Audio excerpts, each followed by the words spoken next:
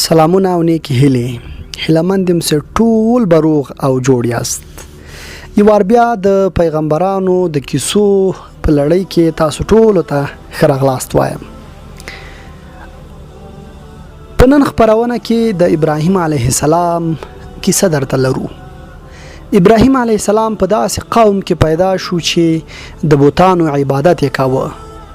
حمل ته لوی شو، د هغوی په منځ کې پالنه وشوه، خو الله تعالی له بوتانو بندګۍ څخه وساته، ځکه چې بوتان نه ګټه او نه تاوان رسولی شي.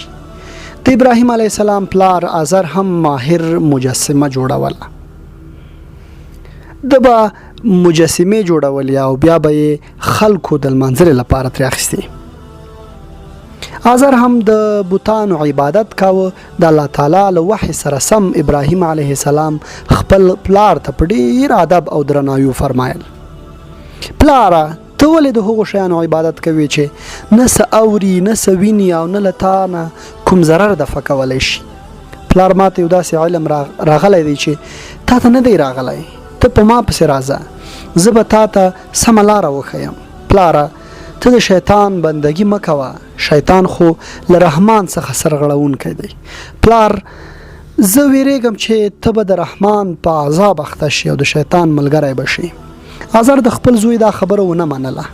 هغه یې وویراوه، اخطار یې ورکړ چې دا خبرې پرېږده، چېرته لرې لاړ شه. ورته یې وویل: ابراهیمه، آیا ته زما له معبودانو اوښتی یې؟ که ته بیرته راوانه وړې نو زه به تا سنګسار کړم، ته د تل لپاره له ما څخه بیل شه. ابراهیم علیه السلام د خپل پلار خبره په سکون او ډاډ واورېده. ورته ویې ویل: سلام دی تا ته، زه به له خپل رب نه دعا وغواړم چې تا ته بښنه وکړي. زما رب پر ما ډېر زیات مهربانه دی. په دې سره ابراهیم علیه السلام د خپل پلار له مسلمانۍ ناامیده شو او ترې ولاړ. بیا یو ورځ ابراهیم علیه السلام وغوښتل چې د خپل قام غلطې عقیدې ورته وښیي او د بت پالنې او لمانځنې بدۍ ورته بیان کړي. نو ځکه یې وپوښتل: دغه مجسمې څه دي چې تاسې د هغو مجاوران یاست؟ هغوی په ځواب کې ورته ویل: زموږ پلار او نیکونو هم د دې عبادت کاوه، نو موږ یې هم لمانځو. ابراهیم علیه السلام ترې وپوښتل: آیا دوی ستاسې اوري کله چې تاسې دوی ته بلنه ورکوئ، یا دوی تاسې ته څه ګټه یا زیان رسوي؟ ابراهیم علیه السلام وکتل چې څوک د بیان او خبرې نه اوري، نه عقل لري چې د چا په خبره پوه شي. نو سوګند یې وکړ چې زه به دا بوتان مات کړم. د تر دې انتظار ویست چې د بوت پرستانو د جشن ورځ راغلی او خلک د باغونو او پټیو په لور میلو ته لاړل. دلته ابراهیم علیه السلام د بوتانو ځای ته ورغی. ویل دل چې خلکو د بوتانو په مخ کې خواړه ایښي وو. نو په طنزیه لهجه یې وویل: تاسې ولې خوراک نه کوئ؟ څه شوي دي پر تاسې؟ خبرې هم نه کوئ. بیا یې پرې تبر را باندې کړ تر دې چې ټول بوتان یې مات کړل. یوازې غټ بوت یې پرېښود او تبر یې ور په غاړه کړ چې خلک ووایي غټ بوت ټول واړه بوتان مات کړي دي. کله چې خلک راغله نو بتخانې ته ننوتل. ویې لیدل چې ټول بوتان مات دي. حیران سول او ویې ویل: زموږ پر معبودانو دغه حال چا راوستی دی؟ هغه هرومرو کوم ظالم و. ځینو آن ویل: موږ له یو زلمي څخه د هغه یادونه اورېدلې وه چې د هغه نوم ابراهیم دی. هغوی دا هم ویل چې ابراهیم علیه السلام به په بوتانو پسې مسخرې کولې او سوګند یې کړی و چې دا بوتان به ماتوي. نو ټولو خلکو له ابراهیم علیه السلام څخه وپوښتل: ای ابراهیمه، تا زموږ له معبودانو سره دغه حرکت کړی؟ هغه ځواب ورکړ: بلکې هر څه د دوی دغه مشر کړي دي. له دوی نه پوښتنه وکړئ کله دوی خبرې کوي. خلک د ده په ځواب حیران سول. ویې ویل: ته پوهېږې چې دوی نه غږیږي؟ په دغه توګه هغوی ومنله د کوم بوتانو چې دوی عبادت کاوه هغه نه خبرې کولی شي او نه هم دومره زور لري چې د ځان ساتنه وکړي. ابراهیم علیه السلام حیران سو او ویې ویل: نو آیا تاسې له الله نه پرته د هغو شیانو بندګي کوئ چې نه تاسې ته د ګټې اړولو وس او واک لري، نه د زیان؟ لعنت دی پر تاسې او ستاسې پر دغو معبودانو چې تاسې له الله نه پرته د دوی عبادت کوئ. آیا تاسې هیڅ پوهه نه لرئ؟ کله چې ابراهیم دا خبرې واورېدې خلک حیران سول او هیڅ ځواب نه درلود خو کبر او غرور یې پسترګو د کفر او ناپوهۍ پردې تړلې وي نو پریکړه وکړه چې څنګه ابراهیم ځان خلاص کړي نو ویل دای وسوځوي او د خپل معبودانو ملاتړ وکړي که تاسو څه کوونکي یاست د ډیر زیات لرګي راټول کړل د ښار په لوی او پراخ میدان کې اور بار کړ ابراهیم علیه السلام د یوې لوی رسۍ په واسطه اور غورځاوه په دې وخت کې هغه یوازې همدا ذکر کاوه حسبي الله ونعم الوکیل زما لپاره الله تعالی پوره دی او هغه ښه کار جوړونکی دی الله تعالی چې هر څه لیدل نو مخکې له دې چې ابراهیم علیه السلام ته د اور سکروټه تکلیف ورسوي اور ته د ابراهیم علیه السلام د سلامت ساتلو امر وشو ای اوره په ابراهیم باندې یخ شه او سلامتیا ورکوونکی جوړ شه په دې توګه الله تعالی خپل نبی وساته اور ابراهیم علیه السلام ته تکلیفونه رساوه په کومې رسۍ چې هغه تړلی و هغه ایره رسوه الله تعالی ابراهیم علیه السلام وژغوره له اوره یې روغ رمټ راویست د اور سکروټې سره بیلې شوې او ابراهیم علیه السلام ترې راووت خلک یې خواته راغلل خو له حیرانۍ نه یې ژبې ګونګې شوې وې د دوی په وړاندې دې معجزې دوی دومره حیران کړي وو چې له ویلو خوځېدو غورځېدلي وو له دې ټولو سره هغوی نه ایمان راوړ او نه یې کفر پرېښود خو یو څو کسانو ایمان راوړ او ډیر خلک په کفر ټینګ پاتې شول چې د دې ټولو په سر کې نمرود د بابل پاچا یا مشر هم د خلکو په آزار رسولو او زورولو بسنه ونه کړه او نه یې الله تعالی سره په شریک نیولو بسنه وکړه بلکې خپل د خدای دعوه وکړه کله چې له اور څخه د ابراهیم علیه السلام د ژغورل کېدو کیسه واورېده هغه ته خبر ورکړ الله تعالی څوک دی چې ته خلک د هغه عبادت ته رابولې ابراهیم علیه السلام ځواب ورکړ ربي الذي يحيي ويميت زما رب هغه څوک دی چې ژوندي کول او مړه کول کوي نمرود له ابراهیم علیه السلام سره بحث پیل کړ بیا ډیر په کبر ورته وویل زه هم ژوندي کول او مړه کول کوم زه هم د خپل زندان نه د 2 بندیان راوستلی شم یو وژنم او بل بخم نو زه هم په مړه کولو ژوند ورکولو قادر یم ابراهیم علیه السلام د نمرود په بې عقلۍ او ناپوهۍ پوه شو نو ژر د الله تعالی د قدرت بل لوی مثال ورته وړاندې کړ هغه ورته ویل بېشکه الله تعالی له ختیځ لمر راخېژوي ته یې له لویدیځه راوخېژوه نمرود ناتوان او غلی سو ابراهیم علیه السلام هغه په سرګردان او تعجب کې ورته پرېښود هغه منکر حق پک حیران پاتې سو او الله ظالمانو ته سمه لار نه ښیي د ابراهیم په زړه کې دا غوښتنه پیدا شوه چې وګوري الله تعالی څنګه مړي را ژوندي کوي نو په عاجزي له الله تعالی څخه غوښتنه وکړه ای پروردګاره ما ته وښیه چې ته څنګه مړي ژوندي کوي الله تعالی د ابراهیم علیه السلام د زړه په غوښتنه له پوهېدلو سره وپوښتل آیا ستا پر ایمان نشته ابراهیم علیه السلام ژر ځواب ورکړ ولې نه مګر غواړم چې د زړه ډاډ او سکون مې حاصل شي د ابراهیم علیه السلام له سوال څخه څرګندېږي چې هغوی له بیا ژوندي کولو څخه د زړه ډاډ لاسته راوړل غوښتل الله تعالی د ابراهیم علیه السلام د شوق په خاطر د دعا ومنله او امر ورته وکړ چې 4 مرغان راونیسي حلال کړي او د اندامونو ټولې برخې یې سره ګډې وډې کړي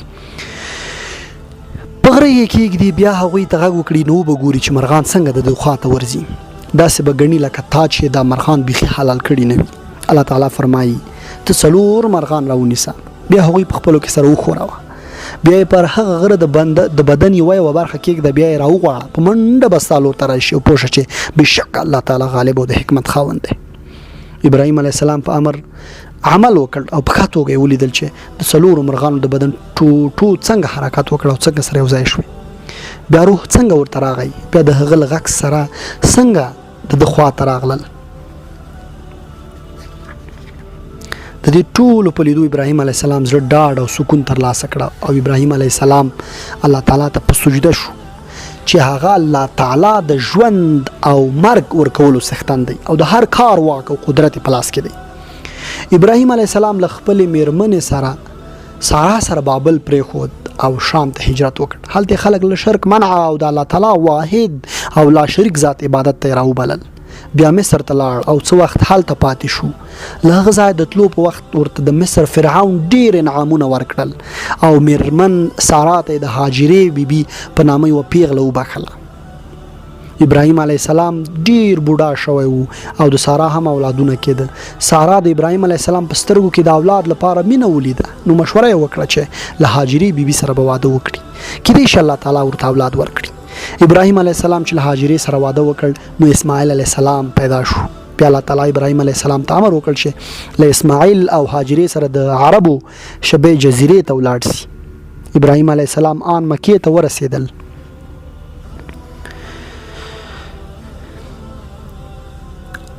مکه مکرمه دا وخت یو وچه دښته وه، نه پکې اوبه وې او نه چېرته شنه ښکارېدل. ابراهیم علیه السلام هلته ورسېد، هاجره او اسماعیل یې پرېښود او بیرته شام ته روان شو. هاجرې بیبي ورته وویل ابراهیمه ته موږ په دې دره کې پرېږدې چېرته ځې؟ ابراهیم علیه السلام هېڅ ځواب ورنه کړ. نو هاجره پوه شوه چې دا د الله تعالی حکم دی. هغې بیا وویل آیا دا د الله تعالی حکم دی؟ ابراهیم علیه السلام ورته وفرمیل هو. هاجرې وویل نو الله تعالی به موږ هېڅکله ضایع نه کړي. ابراهیم علیه السلام اسمان ته لاسونه پورته کړل او دعا یې وکړه زموږ ربه ما په یو بې اوبو وښو ناوکۍ کې د خپل اولاد یو برخه ستا د محترم کور ته څنګ میشته کړې ده. پروردګاره دا ما د دې لپاره کړې ده چې دا خلک دلته لمونځ قایم کړي، نو ته د خلکو زړونه د دوی په تلوسه کړه او ته دوی ته د خوراک میوې ورکړه، ښایي چې دوی شکر ویستونکي شي. د دې وروسته به ابراهیم علیه السلام کله ناکله د دوی لیدو ته راتلو. کله چې الله تعالی دوی ته د ژوند وسایل او سهولتونه برابر کړل نو د ابراهیم علیه السلام زړه ټوټه ډاډه شو. هغه خپل زوی اسماعیل علیه السلام سره ډیره مینه وکړه، لکه څنګه چې د هر چا له خپلو زامنو سره وي. چې زوی لوی سو او د ژوند په چارو کې ورسره مرسته وکړي، الله تعالی وغوښتل چې له خپل خلیل ابراهیم علیه السلام څخه ازموینه واخلي. په خوب کې ورته وښودل چې خپل زوی حلال کړي.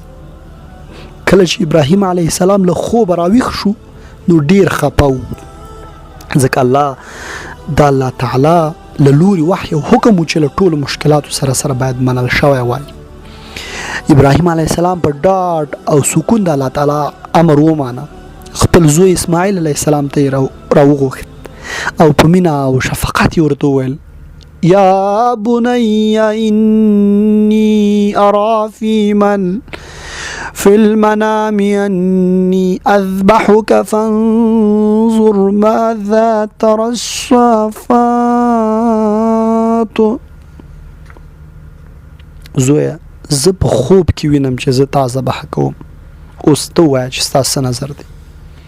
څنګه چې ابراهیم علیه السلام د خپل زوی ډیره ښه تربیه او روزنه کړې وه، نو هغه هم په الله تعالی پوره ایمان او باور درلود. نو هغه له شک او په ډاډ سره ځواب ورکړ پلاره څه چې تا ته حکم کېږي هغه وکړه، ته به انشاءالله ماله صابرانو سره ومومې. ابراهیم علیه السلام خپل زوی له ځان سره دښتې ته بوتلو. په لاره کې شیطان وخت غنیمت وګڼلو او غوښتل چې ابراهیم علیه السلام د پلرني محبت په اساس د الله تعالی له امر مخالفت ته وهڅوي. نو وسوسې اچول یې ورته پیل کړل. وی ویل ورته ای ابراهیم ته په خپل زوی په خپل لاس حلالوي، هغه هم په دې اساس چې په خوب کې دې لیدلی دي؟ ستا عقل چیرته دی؟ دا د عقل خبره ده چې انسان حلال کړي. ابراهیم واپس لاړ شه. ابراهیم علیه السلام پوه شو چې شیطان غواړي له خپل ارادې څخه یې واړوي. ابراهیم علیه السلام ځمکې ته لاس کړه او شی یې راواخیستې، شیطان یې پرې وویشت. بیا یې اووه ځلې دا عمل تکرار کړ چې شیطان ذلیل او نامرده شو. لیکن شیطان مایوس نه شو، پلار یې پرېښود او زوی پسې شو. اسماعیل علیه السلام ته ویل چې ته ولې د خپل پلار منې؟